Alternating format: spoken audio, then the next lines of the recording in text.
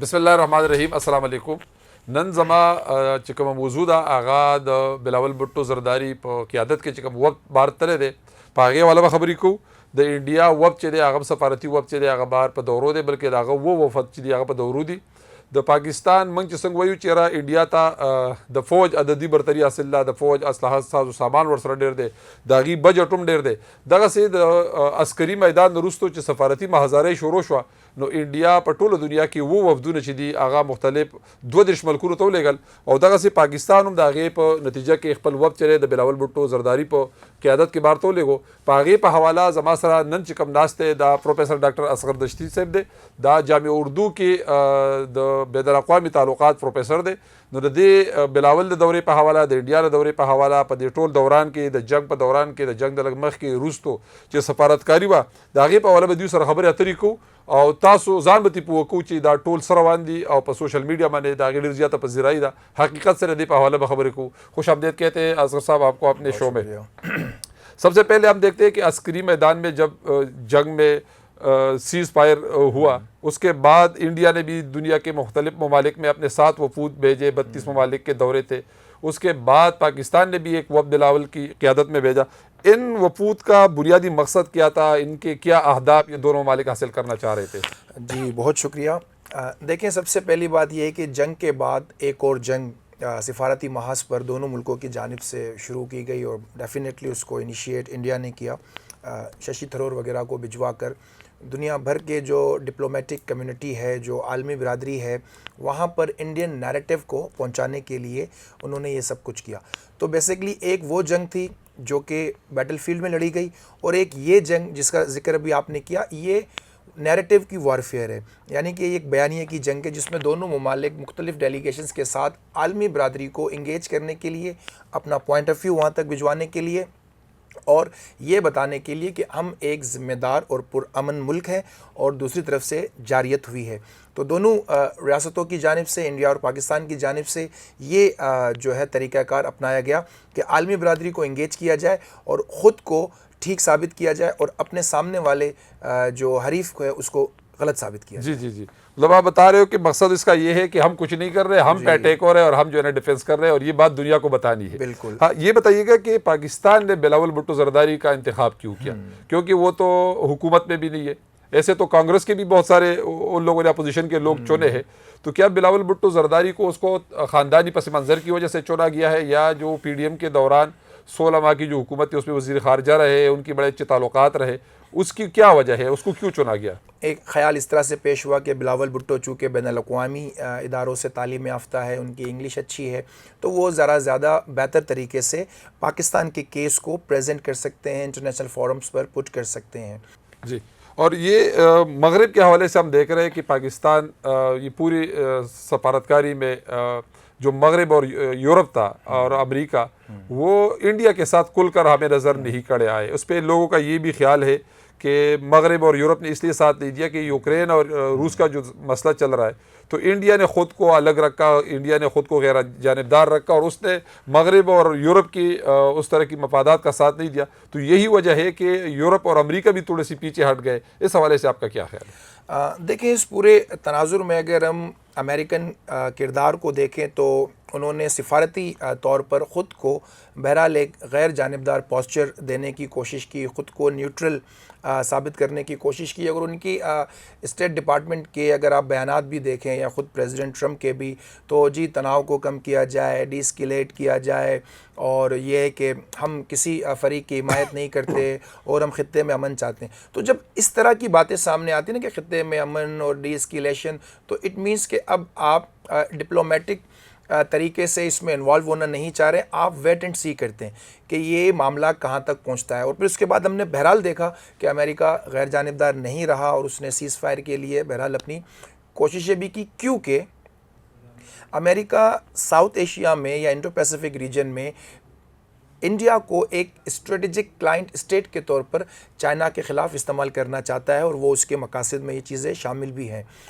جہاں تک آپ نے بات کی کہ روس اور یوکرین والے معاملے پر، تو اس پر میرا یہ خیال ہے کہ انڈیا جو ہے وہ یوکرین والے معاملے پر ایک طرح سے درپردہ روس کا حمایتی ہی رہا ہے۔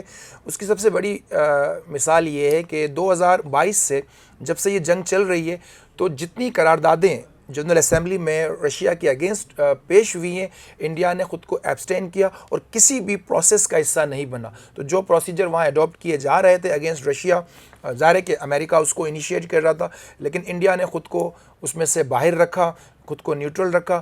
تو اس کو ہم ایک سافٹ حمایت سمجھ سکتے ہیں انڈیا کی روس کے لیے۔ تو یہی وجہ ہے کہ مغرب اور یورپ نے بھی جو ہے نا ماضی میں اگر ہم دیکھیں تو جب بھی پاکستان اور انڈیا کا کوئی مسئلہ ہوا ہے تو زیادہ تر یورپی اور مغربی کنٹریز کا جو ہے نا انڈیا کی طرف جھکاؤ رہا ہے، لیکن اس معاملے میں ان کا جھکاؤ انڈیا کی طرف نہ ہونا، اس کی وجہ یہی ہے کہ روس اور یوکرین میں انڈیا، کیونکہ انڈیا اور روس کے ٹریڈ کو اگر آپ دیکھیں کہ جب امریکہ نے یا پورے یورپ نے روس پر پابندیاں لگائیں، جب روس نے یوکرین پہ حملہ کیا تو انڈیا اس کا سب سے بڑا بینیفیشری بن کے سامنے آیا۔ اس نے پابندی کے باوجود، یعنی کہ یورپین پابندی کے باوجود، امریکن پابندی کے باوجود روس سے آئل خریدا اور اس کو ری ایکسپورٹ کیا، یعنی کہ آئل صرف اپنی کنزپشن کے لیے نہیں بلکہ اس نے اتنے سستے داموں وہ آئل خریدا کہ اسے ری ایکسپورٹ کیا، یعنی کہ بیچ کر اس پر پروفٹ کمایا۔ جی تو یہ ایک انڈین اسٹریٹجی رہی ہے۔ تو اس سے یہ بھی ظاہر ہوتا ہے کہ کچھ خفگی جو ہے یورپ کو اس طرح سے رہی یا امریکہ کو رہی کہ انڈیا نے اس طرح سے یورپین لائن کو یا امریکن لائن کو ٹو نہیں کیا۔ ہاں، ایک اور سوال، کیا اس پر آپ پاکستان کی سفارتکاری کو داد دیں گے کہ ایک طرف ہم دیکھتے ہیں کہ آذربائیجان اسرائیل کا بھی دوست ہے، اس کی ایران سے بھی جو ہے نا اس طرح کے اچھے تعلقات نہیں ہے، چین اور امریکہ بھی حریف ہے، روس اور امریکہ بھی حریف ہے، پاکستان اور انڈیا کے درمیان جنگ چڑھتی ہے، اور یہ تمام کنٹریز جو آپس میں حریف بھی ہے، لیکن عموماً تو یہ ہوتا ہے گاؤں دیہات اور گلی کوچوں میں بھی یہ ہوتا ہے کہ دو حریف جب ہوتے ہیں تو ایک ایک کے ساتھ کھڑا ہو جاتا ہے، دوسرا دوسرے کے ساتھ کھڑا ہو جاتا ہے۔ اس معاملے میں جو کوئی انڈیا کے ساتھ اس طرح کھل کے نہ کھڑا ہوا، یہ پاکستان کی سفارتی کامیابی تھی یا اس کی کچھ اور وجوہات ہیں؟ دیکھیں، جہاں تک آذربائیجان کا معاملہ ہے تو یہ ایک کنفلکٹنگ ایران ورسس جو آذربائیجان ایک معاملہ ہم دیکھتے ہیں، پھر ٹرکی ہے، ٹرکی کے اچھے ریلیشنز ہیں آذربائیجان سے، پھر خود آذربائیجان جو ہے وہ سب سے زیادہ اسرائیل سے اسلحہ حاصل کرنے والا ملک ہے۔ آپ دیکھیں کہ اسرائیل کی جو ڈرون ٹیکنالوجی ہے، جو میزائل ٹیکنالوجی ہے، جو سرویلینس ایکوپمنٹس ہیں، وہ آذربائیجان کو ملتے ہیں۔ اور ایران کا یہ خیال ہے کہ جو آذربائیجان کی سرزمین ہے، یہاں پر اسرائیل جو ہے وہ ایران کی جاسوسی کرتا ہے، اور آذربائیجان کی سرزمین جو ہے وہ ایران کی مخالف ایکٹیویٹیز کے طور پر استعمال ہوتا ہے۔ جبکہ آپ ایک اور کانفلکٹ بھی دیکھیں ان کے درمیان کے کاراباخ کا ایک کانفلکٹ رہتا ہے آرمینیا ورسس آذربائیجان کے درمیان، تو ٹرکی اور پاکستان نے کھل کر آذربائیجان کا ساتھ دیا، جبکہ آذربائیجان کا موقف یا الزام آپ کہہ لیں یا ان کے ڈپلومیٹک چینل سے کچھ اس طرح کی باتیں آئی کہ اس کانفلکٹ کے دوران جو نگورنو کاراباخ کا مسئلہ تھا جس میں ان کے کانفلکٹ بنے، تو اس میں ایران نے آرمینیا کو سپورٹ کیا اور باقاعدہ ایران نے آرمینیا کو ویپن سپلائی کیا۔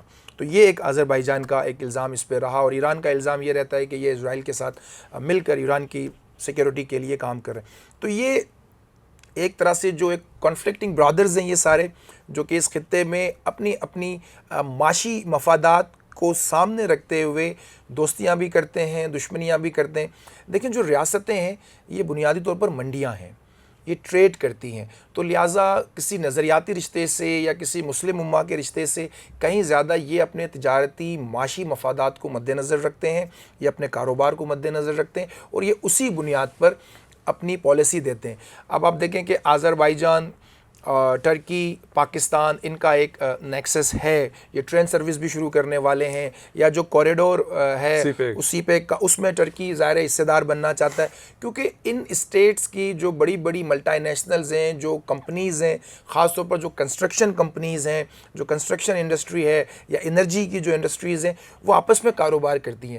تو یہ سارے کاروباری معاملات کے لیے سیاست ہوتی ہے، جو پوری کی پوری انٹرنیشنل ریلیشنز ہیں یا فارن پالیسی ہے یا جو یہ ڈپلومیسی کی ابھی آپ نے بات کی، تو یہ منڈی کی معیشت یا کاروبار کے ارد گرد ہی گھومتی ہے۔ نہیں، تو آپ نے اب منڈی کی معیشت اور کاروبار کی بات کی، تو اس حوالے سے تو اگر دیکھا جائے تو انڈیا کی بڑی منڈی ہے، انڈیا کا بڑی معیشت ہے، انڈیا کے ساتھ لوگوں کی بڑے کاروباری روابط ہے، تو پھر ان کو اگر جواز بنایا جاتا ہے ان چیزوں میں، تو پھر انڈیا اس طرح کی حمایت کیوں نہیں حاصل کر پایا اس دلیل کی بنیاد پہ؟ اگر ہم تھوڑا سا اس کو انڈیپینڈنٹلی دیکھیں تو اول تو جو انٹرنیشنل کمیونٹی تھی وہ چند ممالک کی ہیں جو کہ میجر پاورز کا ایک رول رکھتی ہیں، باقی ریسٹ آف دی ورلڈ جو ہے وہ اس طرح سے نہ انٹروین کرتی ہے چیزوں میں. آپ اس میں امریکہ، آپ اس میں فرانس، برطانیہ، جرمنی، تو یہ نیوٹرل رہیں. مطلب یہ اگر انڈیا کے ساتھ نہیں تھے تو یہ کھل کر پاکستان کے بھی ساتھ نہیں تھے، سوائے ایک دو کنٹریز کے. آپ اس میں ایران کو سر فہرست رکھ سکتے ہیں کہ جنہوں نے پاکستان کی کھل کر حمایت کی، لیکن وہ حمایت بھی ان کے اپنے مفادات کے تناظر میں. ٹھیک. ہاں، آخری سوال، یہ تو ہم نے ڈپلومیسی کو ڈسکس کیا، پاک انڈیا معاملات کو ڈسکس کیا. کل سے ہم دیکھ رہے ہیں کہ مولانا فضل الرحمان صاحب جو ہے نا امریکی سفارت خانے کی ایک تقریب میں گئے ہیں، اور اس کے بعد سوشل میڈیا پر اس کی بڑی ٹرولنگ ہو رہی ہے، بڑی تنقید کی جا رہی ہے. تو کیا اس کو نہیں جانا چاہیے تھا، یا سفارتی اور اخلاقی آداب جو ہے وہ کیا کہتی ہے کہ اگر آپ کو کوئی دعوت دے تو آپ کو جانا چاہیے کہ نہیں جانا چاہیے، یا ہر موقع پر آپ کو بائیکاٹ کا ایک آپشن رکھنا چاہیے؟ دیکھیں، اس تمام تر صورتحال میں جو کچھ ہم سوشل میڈیا پہ دیکھ رہے ہیں پچھلے 2-4 دنوں سے، ایک سوال یہ سامنے آ سکتا ہے کہ مولانا کی صحیح پوزیشن کیا ہونی چاہیے تھی، یعنی کہ درست پوزیشن کیا تھا جو مولانا کو لینی چاہیے تھی اس موقع پر. دیکھیں، اگر ہم مولانا کے بیانیے کو دیکھیں، اس کی سیاست کو دیکھیں اور اس کی پارٹی پالیٹکس JUI کی تمام تر اگر ہم نظریاتی وابستگی کو دیکھیں تو یہ ہمیشہ سے امریکہ مرد آباد والے رہے ہیں. ہمیشہ سے انہوں نے یہی کلیم کیا کہ امریکہ عالم اسلام کا دشمن ہے، امریکہ امت مسلمہ کا دشمن ہے، اور اسلامو فوبیا کے حوالے سے بھی انہوں نے امریکہ پر ان کے کافی سیریس ایلیگیشنز رہے ہیں. اس کے علاوہ افغانستان کے معاملے پر JUI وہ واحد سیاسی جماعت تھی جنہوں نے انیشیٹ کیا تھا نیٹو کے خلاف پروٹیسٹ آرگنائز کرنے کو. افغانستان کے معاملے پر یہ بہت زیادہ ووکل رہے اور امریکہ کو یہ ایک ایول فیس کے طور پر سامنے لاتے رہے. تو دراصل جو مولانا پر تنقید ہے وہ ان کے اس بیانیے کی وجہ سے ہے کہ جب آپ امریکہ کو اس حد تک ایک ایول فیس کے طور پر پورٹرے کرتے ہیں اور آپ امریکہ کو ہی دنیا بھر کے مسائل کا ذمہ دار ٹھہراتے ہیں ہر جگہ، تو پھر آپ کیسے چلے گئے؟ اب اس میں دو باتیں. ایک بات تو یہ کہ اگر مولانا صاحب پرسنلی وہاں گئے ہیں تو اس پر تو تنقید کی پھر گنجائش نہیں بنتی، لیکن ہم یہ بھی سمجھتے ہیں کہ ایک JUI چیف کو وہاں دعوت دی گئی ہے. ظاہر ہے کہ ان کی پرسنل کیپیسٹی تو کسی کی بھی کچھ نہیں ہوتی ہے، تو وہ ایک پارٹی ریپرزنٹیٹیو کے طور پر ایک امریکن ڈپلومیٹک فنکشن کا حصہ تھے. اب آیا مولانا صاحب یہ واضح کر پائیں گے کیا مولانا صاحب اپنے سابقہ موقف سے وڈرا کر چکے ہیں، یا آیا کہ مولانا صاحب کا نیریٹو جو ہے وہ چینج ہو رہا ہے، ایوالو ہو رہا ہے، یا ڈیولپ ہو رہا ہے؟